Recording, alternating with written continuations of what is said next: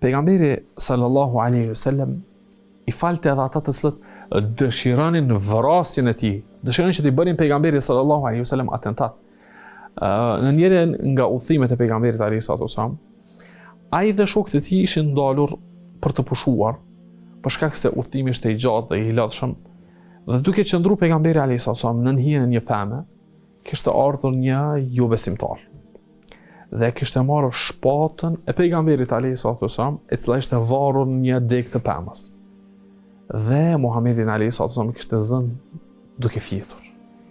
Kishte nxjerrur shpatën dhe kishte thënë: "O Muhammed, kush ka me të shpëtu prej meje? Ti je në tokë, je i pa armatosur, unë e kam shpatën dhe jam mbi kokën tënde." Pejgamberi alayhi salatu wasallam tha: Allahu ka më shpëtu.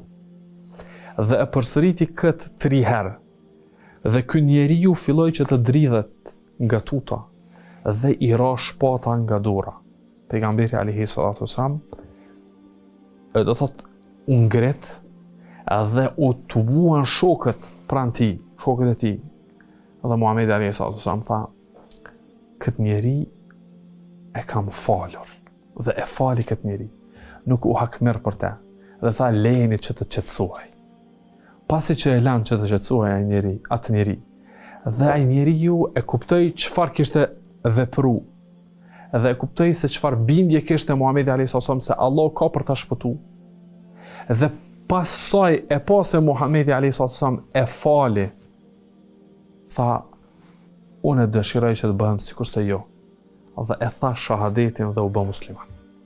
Pejgamberi alayhi salatu wasallam e fali dhe ja përfitoi zemrën e tij dhe e futi, do thotë u bë sebeb që të futej ai person në islam.